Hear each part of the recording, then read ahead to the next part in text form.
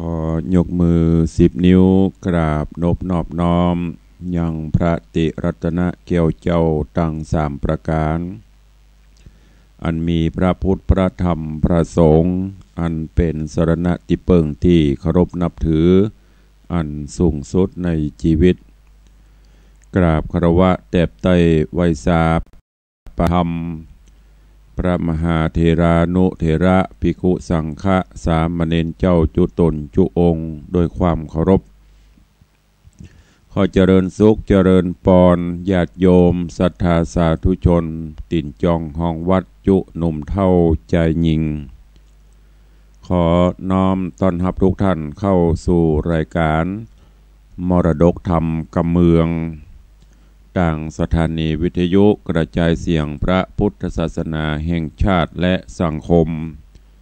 คลื่นเพื่อการศึกษาพระพุทธศาสนาและวัฒนธรรมส่งสัญญาณออกอากาศ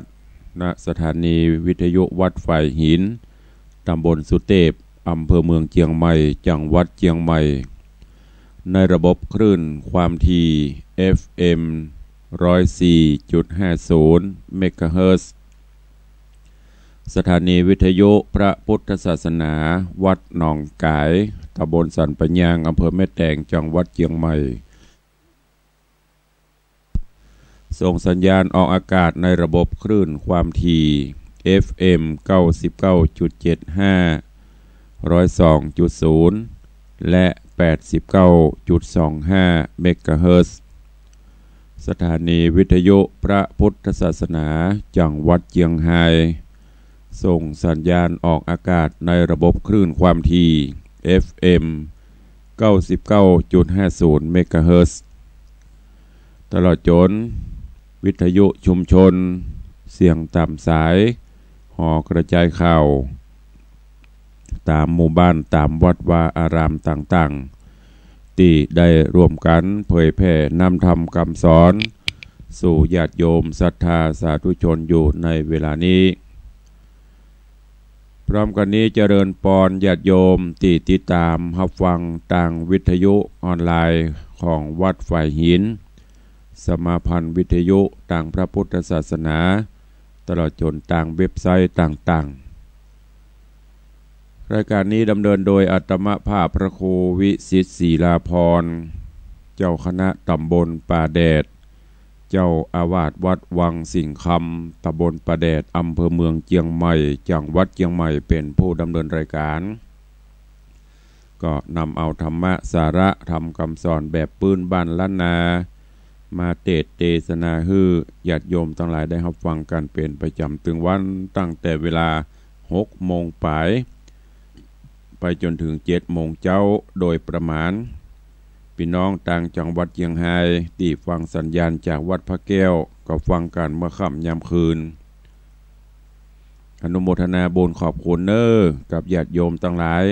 ที่ได้ติดตามรับฟังมาโดยตลอดเวลาขณะนี้ 6 โมงแล้วเน้อไผยังบ่ตื่นไผยังบ่ลุกตื่นกันได้แล้วลุกกันได้แล้วเน้อแสงเงินแสงทองจับขอบฟ้ารุ่งอรุณวันใหม่มาถึงแล้วนกหนูกาไก่ลงหางลงกรออกเสาะว่าหากินเฮามนุษย์เดินดินก็ต้องปฏิบัติภารกิจหน้าที่ของแต่ละท่านแต่ละคนแต่ละตนแต่ละองค์ลูกมาทำกิจวัตรส่วนตัวล้างหน้าล้างตาอาบน้ำแปรงฟันเสร็จก็ไหว้พระนบธรรมแล้วก็ปฏิบัติภารหน้าที่แต่ละท่านแต่ละคนเด้อวันนี้ยังเป็นวันทำการทำงานกันตามปกติอยู่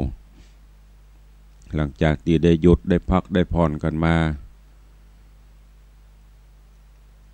เวลานี้ก็เป็นเวลาเลิกงามยามดีตื่นกันได้แล้วลูกหลานตันเต้าก็จะต้องไปห่ำไปเฮียนตื่นขึ้นมาเจ้าช่วยป่อช่วยแม่ทำกับข้าวกากวาดบ้านถูบ้านซักผ้าซักครัวตีพอมีเวลาจะช่วยเหลือได้ก็ทำกันไปจะไปหือปนบาทลูกเก้าแล้วลูกเจ้ากินพักตั้งปลายลูกควายกินพักตั้งเก้าเปิดไปสว่าหากินแผ่วในแผ่วเบาละไปกาดไปลีกันพอมาแล้วเฮายังนอนจัดลาดอยู่สลีบัดตานกินเปิ้นลุกเน้อลุกกันได้แล้ววันนี้ก็มาฟังกันในเรื่องของพระธรรมเทศนาสุวรรณหอยสังที่ได้น้อมนำมาเทศนาฮือญาติโยมทั้งหลายได้รับฟังกันก็เกือบจะอวสานแล้วเน้อเหลือแถมบกี่ตอนในตอนก่อนนั่นก็ได้ ดำเนินการงานได้เนินความมาถึงอย่างตอนที่พญาพรหมทัตได้ไปทูลเจิญเอาโพธิสัตว์เจ้าหอยสังและจันตาเทวีหรือว่าจันตะเทวีปิกบานปิกจองซึ่งก่อนที่จะฮับขันก่อนที่จะฮับกรรมเจิญเพื่อนก็มีการปรับความเข้าใจกันเพราะเมื่อก่อนนั้นต่างพญาพรหมทัตต่างพญาพรหมทัตอันเป็นพญาเจ้าเมืองตีหูเบาเยื่อง่ายบ่คิดบ่พิจารณาเป็นเจ้าบ้านเจ้าเมืองตีไม่หลักปักขี้เลนเปิ่นมาโอมาทูลอย่างกระเจือแม้กระทั่งเปิ่นใส่ไข่ใส่ความมเหสีแต่มีจริงหุบ่มีจริงหุก็บ่คิดพิจารณาอันนี้แหละญาติโยมเฮาเจ้าข้าทั้งหลายการจะฟังอย่างกระต่ำยิ่งในสถานการณ์บ้านเมืองปัจจุบันเป็นยุคไฮเทคเป็นยุคดิจิตอลยุคตีโลกทั้งโลกอยู่บนฝ่ามืออยู่บนปลายนิ้วมือใครหูใครหันอย่างกดไป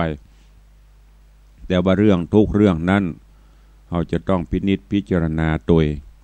ใจหันยังก็เชื่อยิ่งประเดี๋ยวนี้ยังไผกายังไผกาเอาไปประจานกันไว้ตามเฟซตามไลน์ลาบางตีบางคนก็โคตรอันยังที่ไหนบุเอาไประบายลงในเฟซในไลน์ประจานกันไปเฮาผู้บริโภคก็ต้องคิดต้องพิจารณาดูเรื่องร้อยเรื่องพันเรื่องมันจะมีจริงกับบ่กี่เรื่องต้องแยกแยะใส่ดูพินิจพิจารณาดูฟังได้ดูได้แต่จะไปฟังเชื่อแม้แต่องค์พระสัมมาสัมพุทธเจ้าของเฮาพระองค์ก็จึงบอกว่าแม้แต่สิ่งใดก็ตามที่พระองค์อู้ไปแนะไปสอนไปจะไปฟังเชื่อเด้อเนอ อย่างลักกลามาสูตรจะไปเชื่อเพราะว่าหารคนนี้เป็นครูจะไปเชื่อเพราะว่าคนนี้เป็นป่อเป็นอย่างเขาเตื้อพินิจพิจารณาดูแล้วก็ก้อยเอาไปปฏิบัติเนอะก็จะทำให้ครอบครัวเขามีความสุขตนตัวเขาก็จะมีแต่ความเป็นมงคลเข้าสู่ตนสู่ตัวถึงแม้นเรื่องบางเรื่องมันจะเป็นเรื่องจริงกับเป็นเรื่องของเปิ้นเฮาไม่ต้องเอาไปเครียดไปหยังถ้าเฮาแยกแยะกันได้โดยใจปัญญาเฮาก็จะมีความสุขวันนี้ก็มาฟังกันต่อเนอะในเรื่องของสุวรรณหอยสังในตอนที่13ดังที่จะได้เทศนาณโอกาสบัดนี้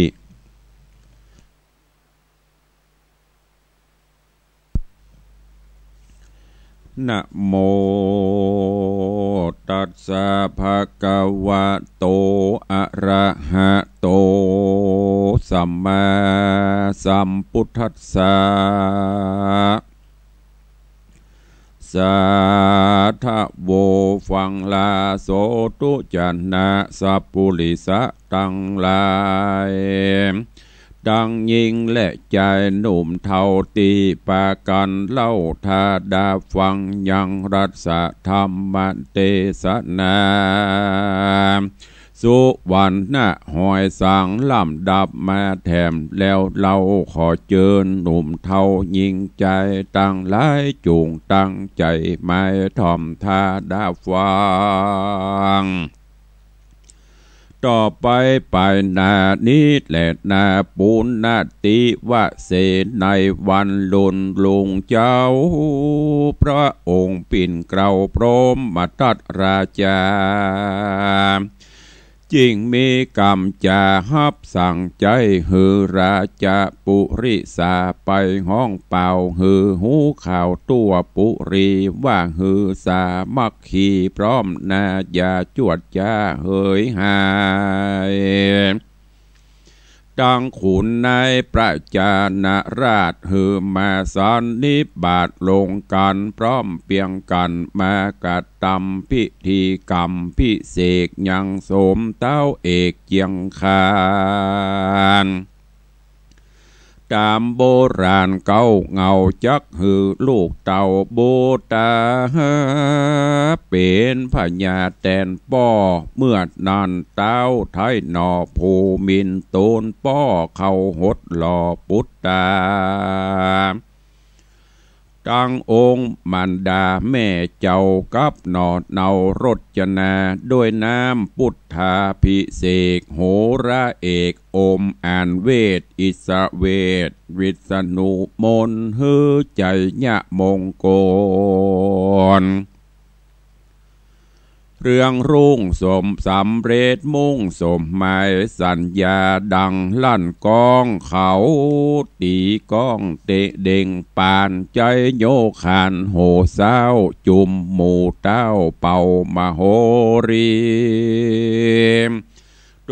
ลิญะนนทีเกลือกองปันเดาะเป่าห้องเสียงใหญ่หอยสังไขเสียงม่วนดังขะควรเวียงวังเมื่อจะลองยังยศเจ้าสามเกตเกลาองค์คามมหากรรมสมโพธหือรุ่งโรจน์7 วันยศตึงตันเป็นเขตก็มีวันนั่นแลเอกติวะสังยังมีวันหนึ่งนางจันตะเตวีโตนแม่ยินตุกแก่ใจนางโอกมองมังบ่แล้วจริงไว้นอแก้วลาจาว่าเตวะมหาราชเจ้าข้าน้อยเน่าขออยู่เป็นแม่กู้ปุตตาบ่เป็นจะอย่าดังเก่าเพราะได้ตุกเล่าหลายโหนจริงขอเอาตนอยู่กับลูกอย่าได้ผูกเป็นเมียจักอยู่เฮียหอนี้อยู่กับลูกนี่ปุตตาตีนันนาปัญญาตนป้อตันถ้อยต่อกำจาว่าดูราจันตะเตวีตัวเฮาบอดดีแต่เก้าใจกำเศร้ามัวดำโมหะอัมห่อไว้เป็นผู้ไร้สติบอดดำริแจ้งจอดขอดนางยอดเตวีอย่าได้มีมโนประโตดความคิ้วโคดในใจจุงฮืออภัยแก่ข้าผู้ตุ้นจ้าพญาตั้งแต่กาลนี้คือมือนี้จนตายจักบ่ฮือนายแม่เจ้าเอาทุกโศกเศร้ามองใจห้อนดวงไทยแสบไม่ตกยากไหลอันใดบ่ฮือทุกใจแถมซ้ำเป็นฝ่ายกำปอสองแต่และนามือนานางจันตะเตวีน้อยน้าเอาจริงจะกับเต้าห่อคำว่าดูราจอมธรรมราชากรรมอันใดนาเจ้าว่าตัวม่อนข้าบดีเป็นกาลีคืดโหดแต่เก้าโคตรเดิมมาสังบ่พิจารณาแก้ไขฮือโมดใส่เป่งปล่อยข้าม่อนน้อยบ่ยินเปิงใจแนมว่าไปตายเสียแควนดีเดประเสริฐเมื่อบ่เปิดเก้างุนฮือหานโมนเงื่อนสันแต่เบื้องตนมีมาว่าภัยเฮจาพิษเล่าเงี่ยเหมือนดังเมือง แห่งบุญเรื่องบ่มีคือบ่มีแปดดังอันนะบ่มีแปดดีดังอันเป็นสันนันบ่หมดสายมืดมัวไปดังเดือนดับป้อยว่าลับตาแถมในวันแหม15 ค่ำไต่ฟ้าต่ำเหนือดินขอนรินเจ้าไต่สวนตามกระบวนแบบเบาฮือแจ้งเล่าหมดใส่ฮือหมดใส่ดังน้ำบ่มัวจ้ำดังเดือนเป่งมีพระจันทร์เลงส่องฟ้าวัน15 ค่ำเต็มตันบ่มีควันหมอกมัวเมฆบอกกลัวใส่ดีข้าขอนี้บ่อยู่บ่เป็นกู้ราชาแต่และนาตาในกาละยามนันพญาพรหมบัตัดราชาได้ยินคำจ่าแห่งเทวีเก้าอกห้อนพระเผาปั่นไฟจิงเรียกเอาจอมใจโคลิกากับปาลกะเสนาผู้เป็นป้อและแล้วเต้าหนอไขจาว่าดูราเสนาผู้ใหญ่ต้านหูสันใดว่าสลีนงไวเมียเก่าใจหม่นเศร้านำนาไปสู้หาเล่นจูได้จอบสู้คนโรงหรือเป็นกำคงมันแก่นผู้ใดแม่นสักขี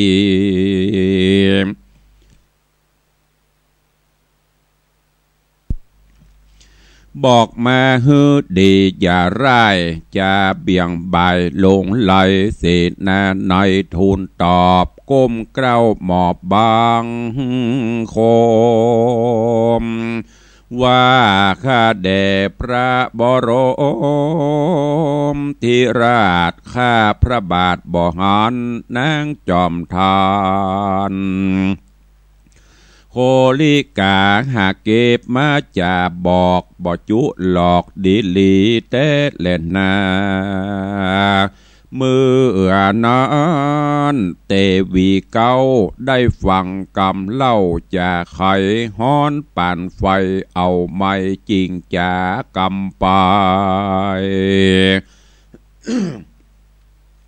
บ่จาว่าต้านเจ้าฟ้าราชาตังเสนาอำมาตย์ตังเต่าราชปุโรหิตกันจักติดตามกรรมคนอธรรม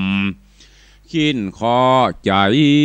กรรมสากรรมซอบหมู่ดำมัวก็เข้าตัวมันว่ากันพร่ำจากันไปเอาลักในบ่ได้เหตุนั้นสาเฮาขอกินสาบานนอฮือแล้วต่อหนอแก้ว3 องค์ตั้งจิตโปร่งใจเจตเพื่อใครหูเหตุอันมีตั้งวจีอธิษฐานมัคควานดาวเทพตัวดาวเขตคงไข่กลางดงไพรแหล่งลาตุกขอกฟ้าจักกวาลก้อนนางอธิษฐานประกาศอภิวาทยอสาฝูงเทวดาเสียงแล้วพระนอเกียวก็เอาหลัวดุนเต้าหัวมาสุมไว้จีไฟใส่เป็นเปลว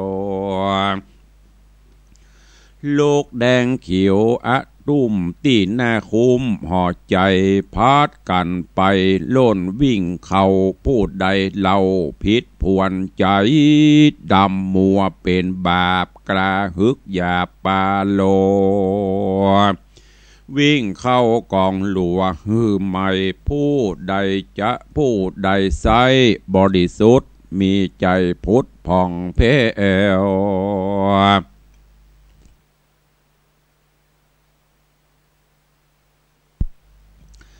การเข้าสู่แล้วกองไฟหือสุขใจอยากกาดมีสรีโอภาสงามดีจุงจักมีแต่ดีลีเดเตอเมื่อนานเจ้าสุวรรณราชจิงยวลิญาตจากบัลลังก์เสด็จไปยังกองไฟใหญ่ย่อมือไหวอธิษฐานยังเจียงคานเตบเต้าตุกดันเดาคงคาย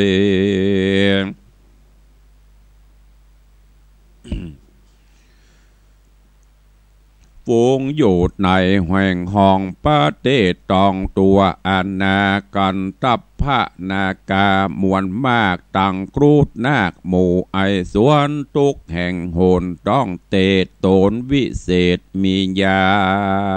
ณหูอาการตะตังมวลกันว่าอาโตโหนาแห่งข้าหากชั่วจะดีลีขอฮืบมีตุกยากตายเสียจากดินดอนอย่าฮืดเหลือคอนโศบซากกันตัวข้าหากบัวดิสุดขออย่ามุดมวยมอดแล้วเจ้ายอดหอยสังยิ่งเดินเข้ากองไฟบ่มีภัยอาเพศเพราะเหตุเจ้าบัวลิสุดก็มีแลตะตาในกาละยามนอนนางหน่อจันจันตะเตวีก็ลีลาเข้าสู่กองไฟวู่เปลี่ยวไฟนั่งกลางในที่หันกาละยามนั้นปูนดีงืดนักหนาพญานาคราชได้ยินกรรมอภิวาทอธิษฐานแห่งนงครานเจ้าแม่จริงเอาดอกบัวคำแต่เมืองมาหอบตนนางบัดยาแม่ไว้บ่ฮือใดเป็นภัยเยื่องอันใดสักสิ่งนางแก้วยิ่งโลกานางเจียนจะกล่าวตานวัดดูราต้านเสนาอำมาตย์ฝูงเต้าราชจะมนทีประจาดีทวนนาจุงพอคาสดใสหรือเป็นสันใดแต่เล่ายามนอนพญาพรหมมาตัดเจ้าปุรีจริงเรียกมาเฮสีเจิญลีลาฮือออกมาไปนอกกองไฟความโมดใสแม่เจ้าแจ้งนักเล่าแก่ตาประจักษ์นาใจเจ้าฟูงโป่งเผาประจานอกก็มีในกาละยามนั้นนาอาทาโคโฮโฮกาลนานนางโคลิกาเมียน้อยก็สัมปอยอธิษฐานดังนงครานเมียเก่าแล้วจิงวิ่งเข้าเตาไฟบาปโดนใจดังอันเมื่อนางนั่นเข้าไปเปลี่ยวไฟลุกเอาไม้นางนาดไทยเร็วปันเนื้อนางมันปุดเปื่อยเสียงหือโมยมอดเกลียงในจีวาฮือโมยมอดเกลียงจีวังลงไปยังต่ำไตนาหกไม่อเวจีนั่นแหละนะตามาทังปะกาเสนโตสัทธาอาหาสัทธาอันว่าสัพปัญโยเจ้าพระปิ่นเกาติโลกาจากเตสนาวิบากทุจริตอันกล่าวกรรมพิษโซนส่อจุลายลอหลวงพรางพระพุทธทางจริงเตสนาเป็นกถาบาลีว่าอภูตวาทีนิรยังอุเปมิดังนี้เป็นตนภิกขเว ดูราภิกขุตั้งหลายส่วนว่าฝูงยิ่งใจ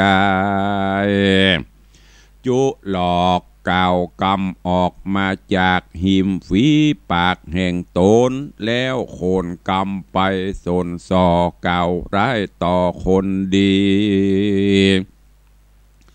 ผู้บ่มีโตดใสหื้อโตกหมัดไม่ถึงพลานเป็นภัยมันแตกมั่งหือลาดล่างเสียหาย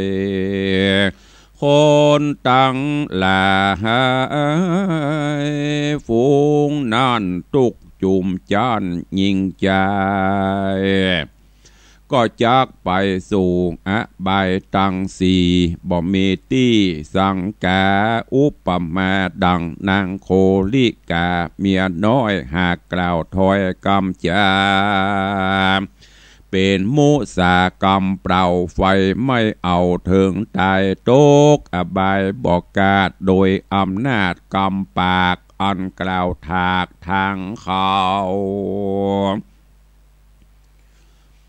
เป็นกรรมเบากรรมง่ายกรรมจูไร่มายานันแลน้อยกาละยามนั่นอันว่าฝูงเศษนาเขาก็ปากันเผาเสียยังคาบเดหื้อมอดแล้วองค์ยอดซอยละจา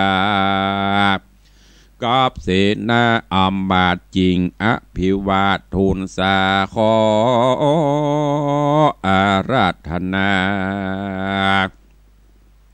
เตวีสงนามพุทธาพิเศษเป็นเอกอัคคเตวีดังเก่าก็มีวันนั้นแล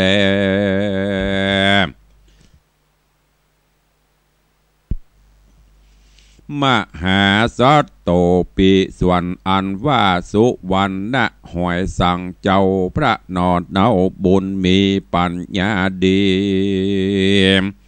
หูลอดหูขอหูค่อนขอดกำลังอันมาปังตอบสาเหตุเพราะด้วยอกุศลอันตัวตนกะตำไว้กับแม่ไทยองค์ตองมาสะน้องตอบใส่กำบับให้มาตันกันจอมทันร่ำเปิงกึดจอดตึงกำโตน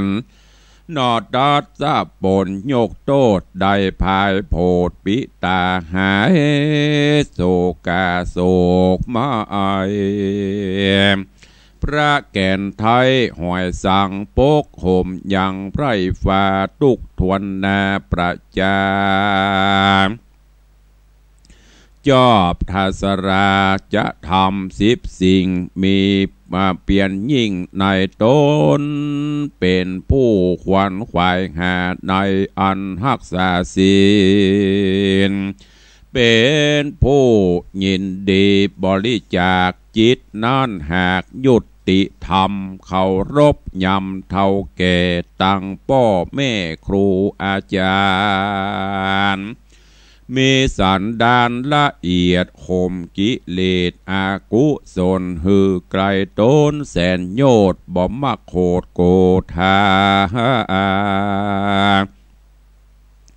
กิริยาอ่อนน้อมใจไฟห้อยยินดีบราวีผู้ใดฮือเป็นภัยเดือดหอนทุกโศกคอนประจามบ่มีอาการวิปลาสสติอาจยืนโยงใจมั่นคงบ่เฟืองโดยเหตุเรื่องให้ดีนอบุญมีเต้าเจ้าสุวรรณพร้อมเพียงกันปิตุราชฝูงอำมาตย์เสนาปกครองประชาประชานาลาดนำเชื้อชาติมนุษย์สาเฮอได้ปราศจากความทุกข์ยากตั้งมวลสุขทำมวลเตียงเต่าต้นต้านเจ้าองค์คำหากปกงามภายพอทุระนอกจิตยาตามสอนประจานราชฮือเว้นขาดจากเว้นก็มีวันนั้นแล ตะโต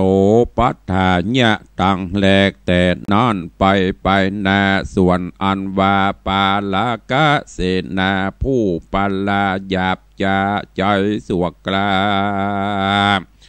สาโหดก็บ่อดอยู่ใด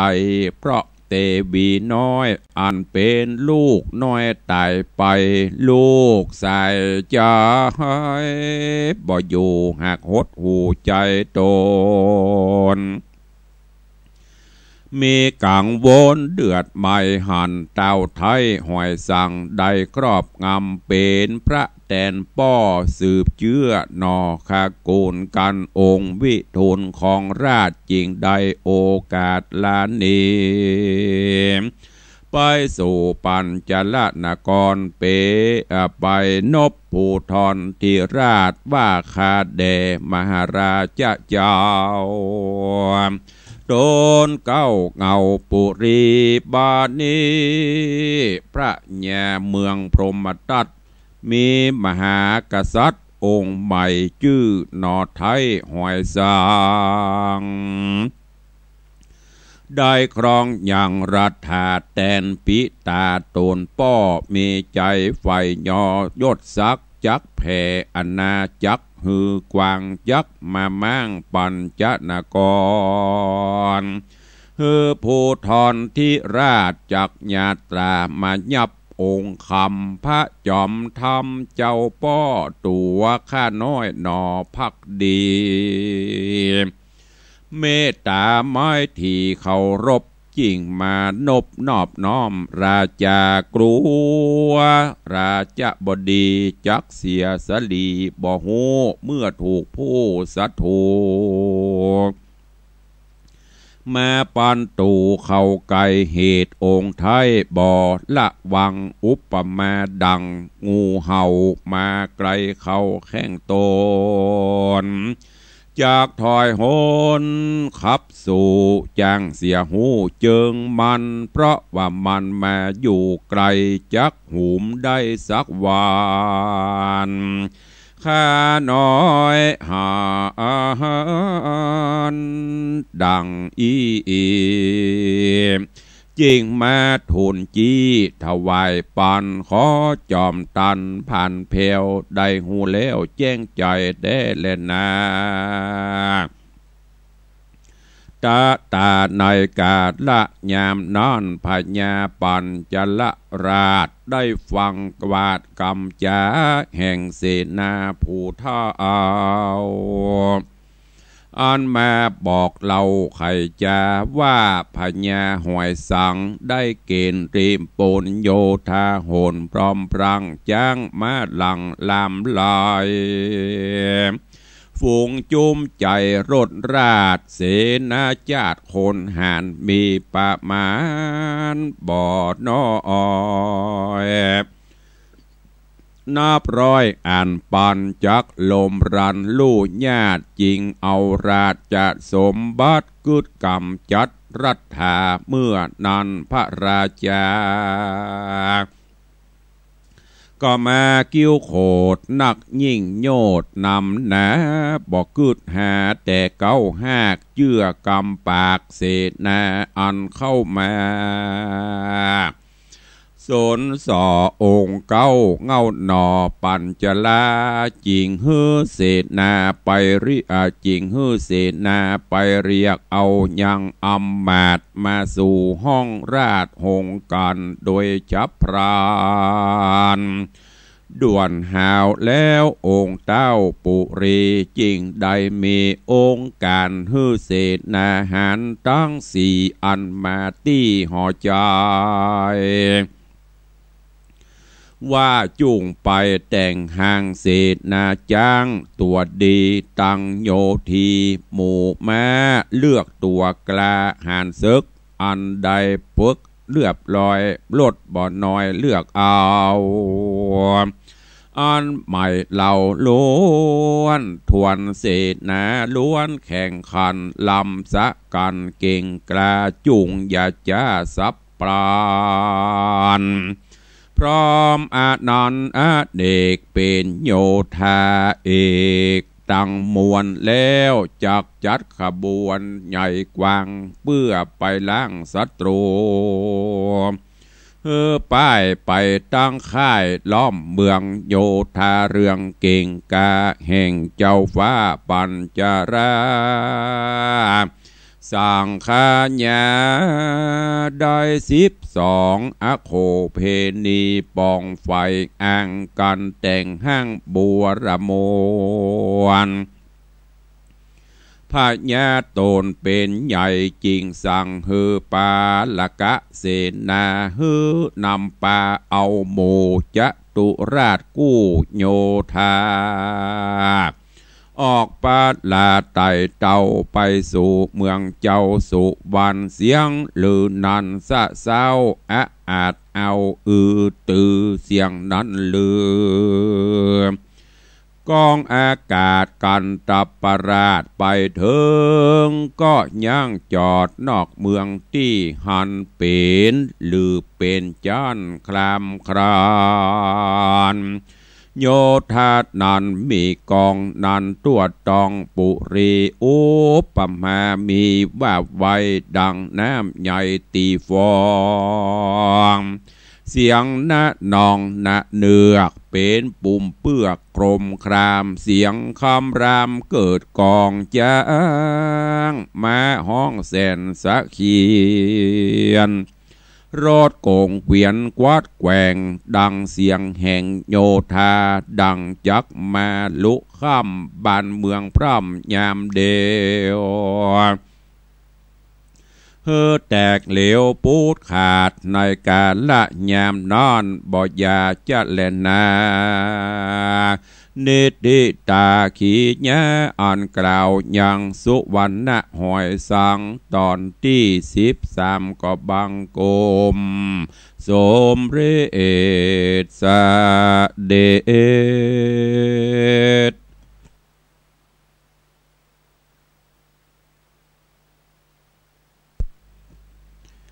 ก็ฟังกันไป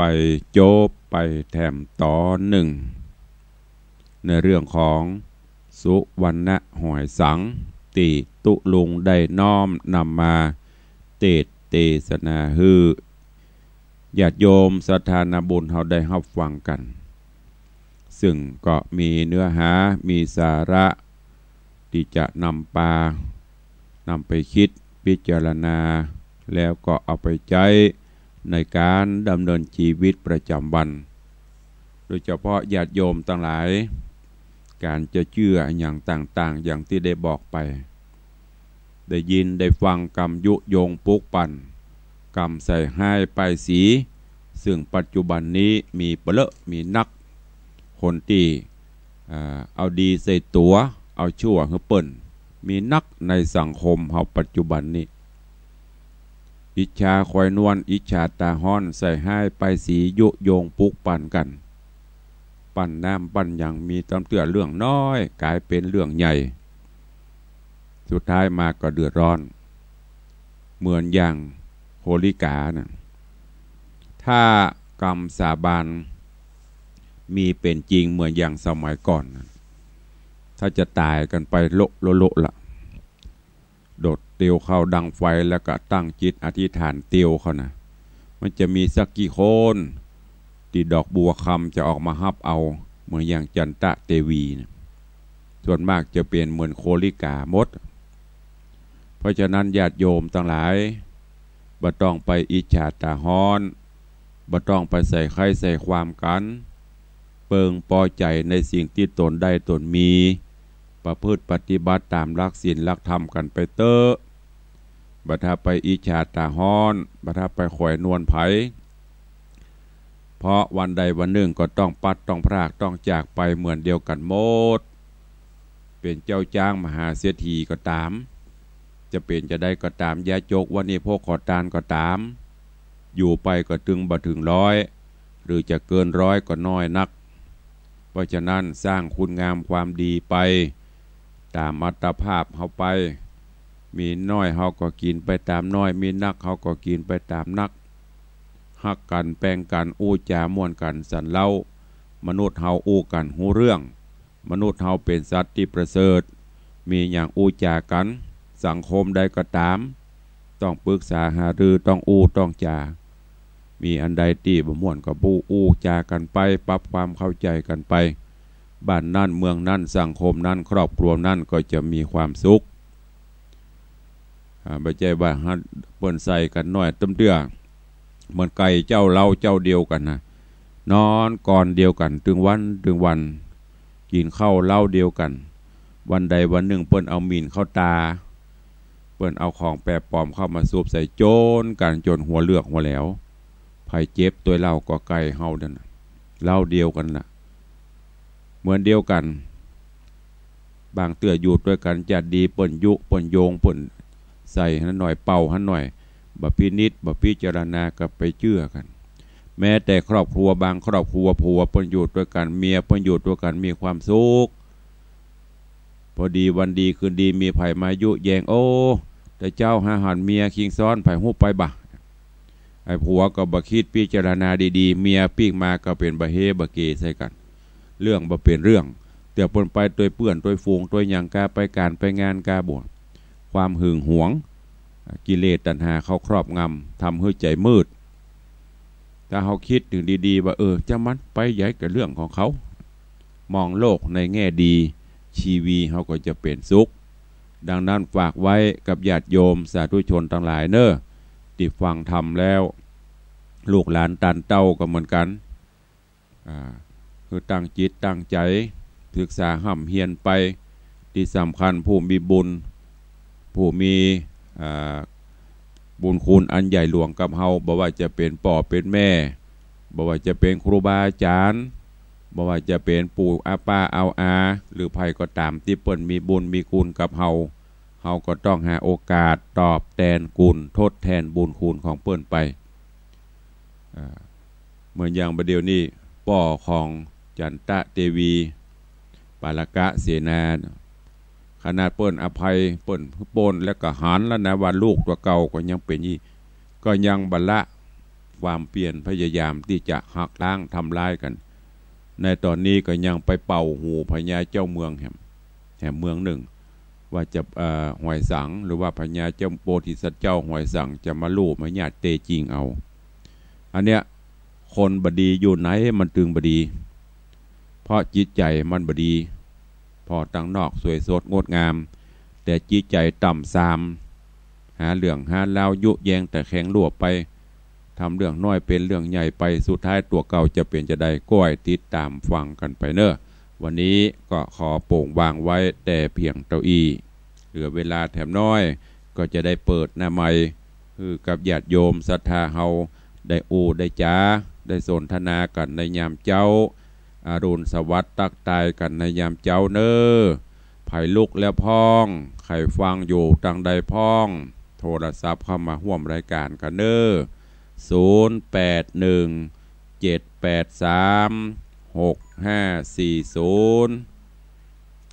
ฮัลโหลน้องเพิ่งฟังอยู่เนาะขอบคุณเ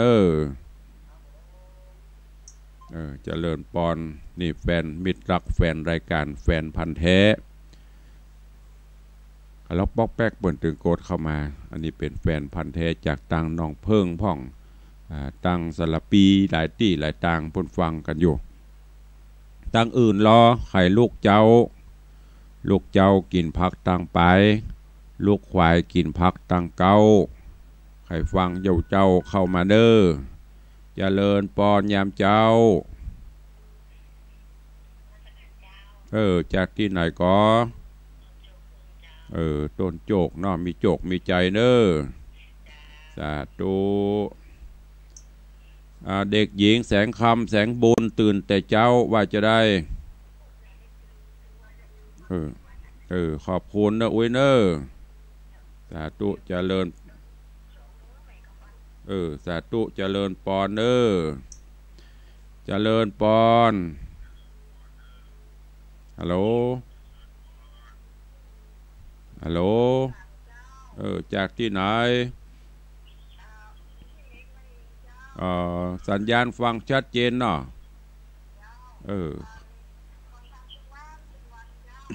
ขอบคุณเด้อบุญรักษาเจริญปอนจากที่ไหนเมืองเป้าฟังจากวัดหนองกายเนาะสัญญาณเปลี่ยนจะได้พ่องถ้ามันบดีกับโทรจะได้หูว่าสัญญาณที่ไหนพอพ้นฟังโทรเข้ามาเนอะมีโอกาสก็มาในวังพ่อเนอะพี่น้องเมืองเป้าเนอะมันมาในวังละม่วนนะสุขใดไหนเล่าจะเท่าเข้าวังสิงคำเนอะเจริญปอนฮะโอ้ไปปกไก่อะไปไปบ่ได้ไปฮับตาลนะเพื่อนบันนี้มนขอบคุณนะแม่เนอสาธุเจริญปอนฮัลโหลสายหลุดไปแล้วเข้ามาใหม่เนอเวลาอู้ตัวตุลุงเมตตาเนอฟังจากโทรศัพท์เนออีแม่อีปอเนอถ้าฟังจากวิทยุมันจะสะท้อนวันนี้ดีใจเนอะมาตึงเมืองเป้ามาตึงสลับปีมาตึงสันกับแปงอีกาจะได้หูโดยเฉพาะตังโซนตังเหนือเมืองเป้าแม่แตงแม่ริมเจียงดาวที่ฟังสัญญาณวัดหนองกายท่านอาจารย์เจ้าพอท่านปลัดประเสริฐจะได้ดีใจว่าสัญญาณไปถึงไหนพ่องเพื่อนจะได้หูเนอะจะเลินปอนจากที่ไหนโดยสะเกตเจ้าเก่าเจ้าเดิมขอบคุณหลายๆเนอตื่นเจ้ามากับฟังตัวลุงว่างกับมะฮะมันเป็นยาวมาเดียวนึ่งกับเดียวแต่10 นาทีสุกละมันจะได้ใส่หลัวเหมือนแต่ก่อนเนาะขอบคุณเนอสาธุเจริญปอนนึ่งเข้าเป่าไฟมาเดียวมันบวยใส่แก๊สพอก่อนนี่ปะต้อกวนหลัวเปิกกระเดกอันเปิกกระเดกละอ่อนบอกว่าจะฮักมาเดียวก่อนต้องนั่งเฝ้าเงินก็ซ้ำเป็นฝากเป่าเอากล้องเป่าไฟโผล่มาเดียวไม่ได้เป่าละเจริญปอนขอบคุณนักเนอตื่นเจ้ามากับปะกันเนอขอบคุณหลายๆขอบคุณนักเนออีแม่ปัตกรเป็นมะนึ่งดินป๊อกกระดอกใส่หลวดตั้งก้นมะนึ่งน้ำหัวโซไม่ได้กินอย่างตุ้ลุงทองวันนะกันเนาะคิงจะไปมาเหลือป้อคิงนะกำขี้ฝอยไปกำหม้อแกงอยู่ฮะโบไม่ได้กินสักคนเดี๋ยวนี้มันดีเปิดแล้วห้าคะแนนเอาแก๊สอย่างก็จะไปเล่งแก๊สหนักลำไปตุ้ลุงขอบคุณอนุโมทนาบุญเนอร์กับอีป่อยแม่เนอร์ที่มาร่วมกันสร้างบุญมหากุศล ในการรอพระเจ้าทองคำที่วัดวังสิงคำเนอร์กระลวดบอกบุญเจิญจวนญาติโยมศรัทธาเฮาที่ฟังรายการอยู่เนอร์อยู่ที่ไหนตั้งใดก็ตามร่วมกันเนอร์ยังต้องการแรงจิตแรงใจจากญาติโยมศรัทธาอยู่ตอนนี้กำลังได้ประมาณ20 กว่าบาทค้างแถมประมาณ80 บาทเนอะ80 บาทนี่ก็ตีเข้าไป286ค้างแถมประมาณ1,670,000 ปุ่นนะก็ฝากบุญกับญาติโยมอีพ่ออีแม่ที่ฟังอยู่เนอะเจริญปอนว่าจะได้ปอกให้อีปี้มาส่งกับแม่ปลอยแม่สีอีปี้เดินโยบได้ฮะก็คะแนนมาช่วยมาได้รอง่ายคนได้กับมันถึงได้รอง่ายกับไม่ได้ง่ายซะเตื่อถ้ามากับโลนี่ก็ได้รอเวยเอาไม้กระลัดมาถ้ามันบัดเต็มบาทก็ถ้ามันบัดเต็มบาทก็ซื้อใส่มันเต็มบาทเนอเดี๋ยวจัดหน้าจะได้เต็มบาทนะ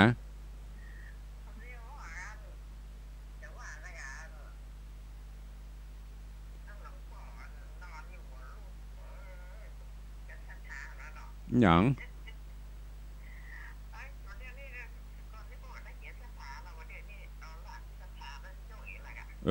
นั่นนะช่วยกันไปเป็นอย่างอืม ก้อยสร้างบุญบารมีไปมันจะเต็มไปขอบคุณเด้อแม่เนอสาธุเจริญปอนเนอแม่พันนีว่าจะได้หายเจ็บเอาเข้ามาใหม่เนอแม่พันนีสายมันติดกันใจเนอเวลาจะหมดเหลือ1 นาทีสุดท้ายเจริญปอนแม่ว่าได้ว่าได้ขอบคุณนักเนอมีโอกาสก็มาเติมเพราะมันเต็มบาทเนอขอบคุณอนุโมทนาบุญนะแม่เนอสาธุเนาะเวลาหมดเวลาขอบคุณทุกท่านทุกคนทุกเสียงทุกสายเนอวันนี้เวลาหมดเวลาตุลุงขอนำรายการจากไปก่อนเนอวันผูกกับปะกันตามปกติอยู่ดีมีสุขจุ่มเนื้อเย็นใจสุขภาพอนามัยสมบูรณ์แข็งแรงก็เดียวกับไปฟังข่าวและฟังรายการธรรมะเพื่อประชาชนและเสียงจากชุมชนป่าแดงและสันสลวงเป็นลำดับไปเนออายุวันโนสุขังปะลัง